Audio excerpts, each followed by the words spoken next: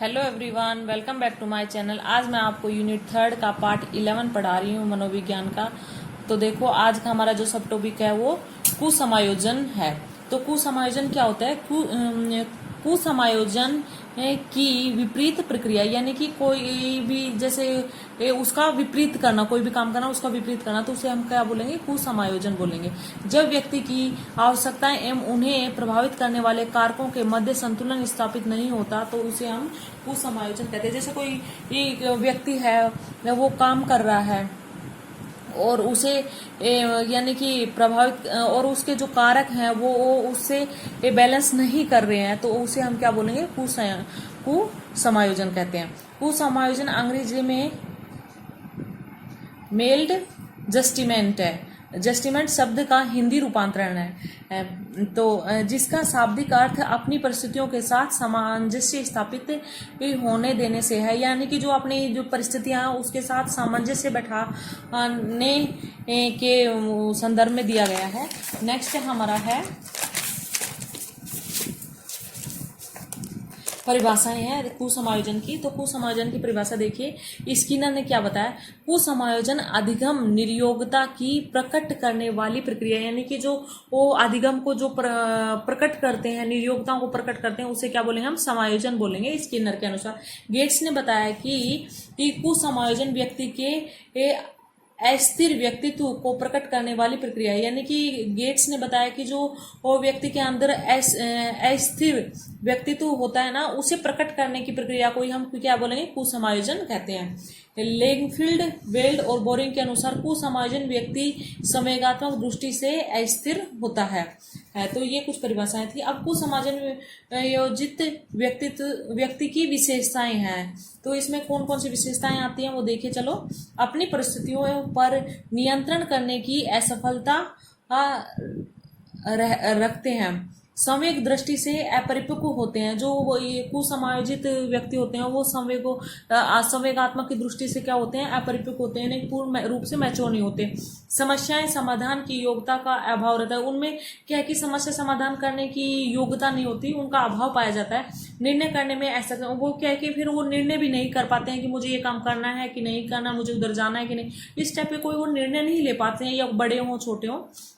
अपने कर्तव्य एवं अधिकारों का ज्ञान इन्हें नहीं होता, ना तो उन्हें अपने कर्तव्यों का ज्ञान होता है, ना उन्हें अपने अधिकारों का ज्ञान होता है। शिक्षण प्रक्रिया में श्रेष्ठ प्रदर्शन नहीं कर सकते हैं। जो शिक्षण प्रक्रिया में क्या है कि वो श्रेष्ठ प्रदर्शन नहीं कर सकते हैं। कुसमायोजित व्यक्ति के लक्षण, अभी उनके जो वो लक्षण होते हैं कुसमायोजित व्यक्ति के, वो देखिए।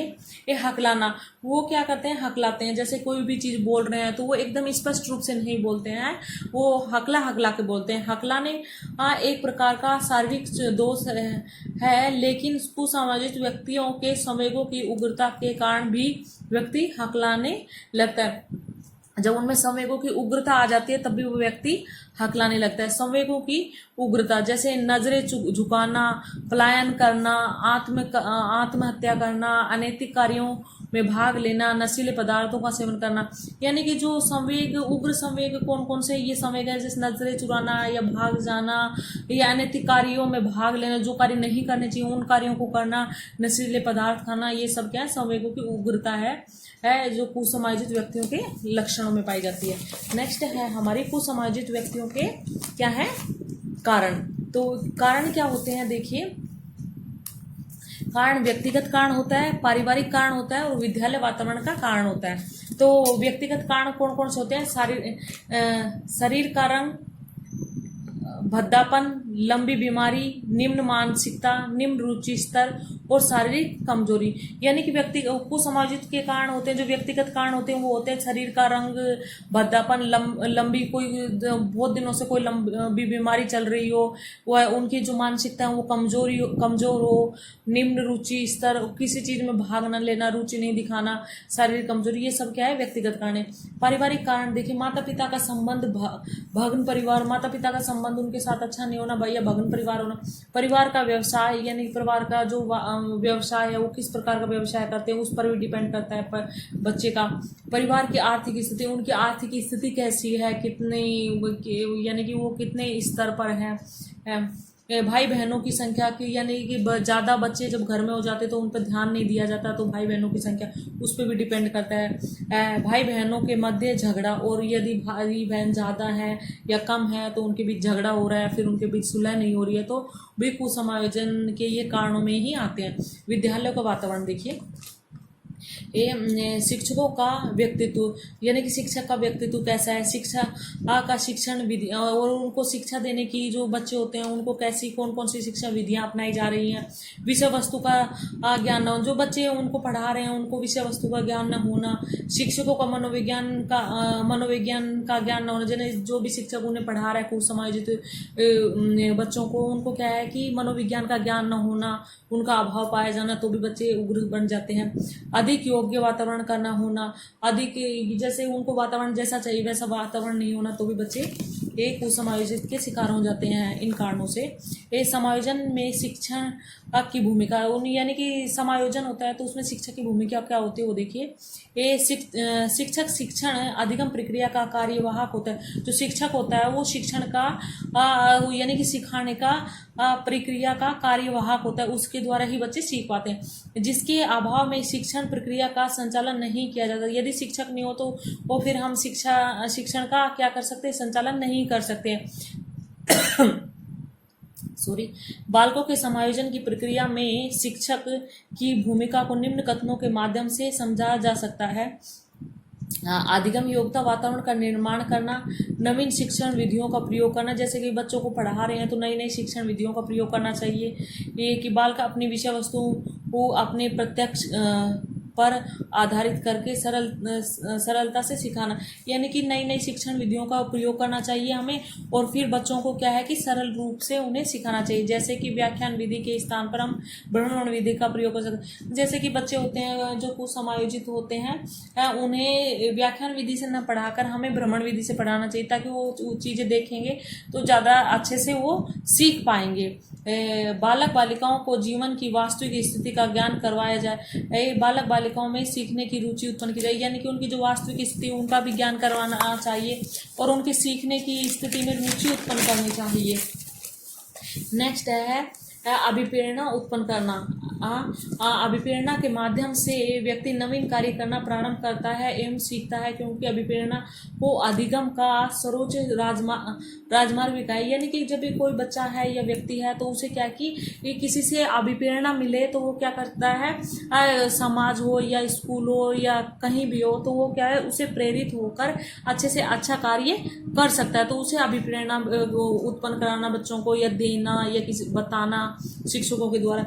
शिक्षण प्रक्रिया की व्यवहारिक ज्ञान से जोड़कर शिक्षा करवाना, यानी कि शिक्षण को जो भी कुछ पढ़ा रहे हैं हम उसको क्या करें, हम व्यवहारिक ज्ञान से हमारे जो डेली दिनचर्या उससे जोड़कर फिर तब हमें बच्चों को क्या करना चाहिए, पढ़ाना चाहिए, तो बच्चे जल्दी सीख जाएंगे। बालक बालिकाओं को व्यक्तिगत निर्देश एवं परामर्श प्रदान करना, उनको व्यक्तिगत निर्देश देना और परामर्श प्रदान करना।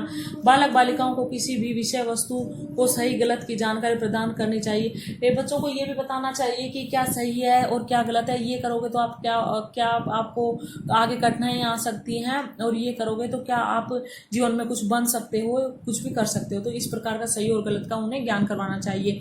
कुसमायोजित बालक बालिकाओं को निदानात्मक व उपचारात्मक शिक्षण करवाया जाना चाहिए। जो कुसमायोजित बच्चे होते हैं उनमें निदानात्मक और उपचारात्मक शिक्षण करवाना चाहिए।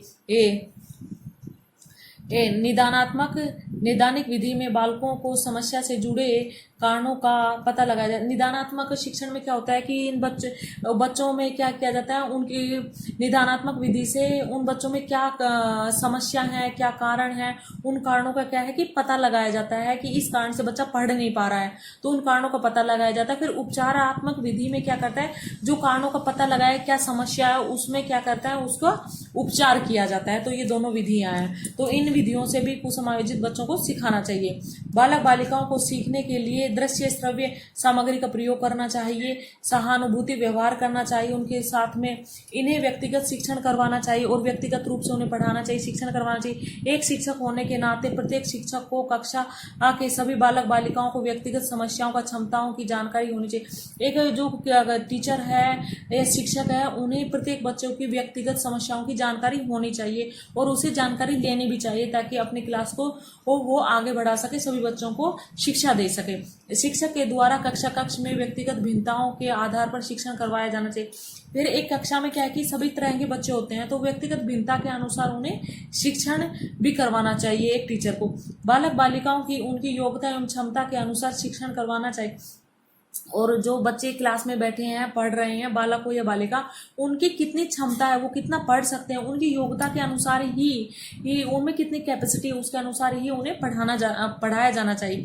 कक्षा कक्ष में बालक केंद्रित गतिविधियों का संचालन करना चाहिए, यानी कि बाल केंद्रित जो गतिविधियां होती हैं उनका संचालन करना।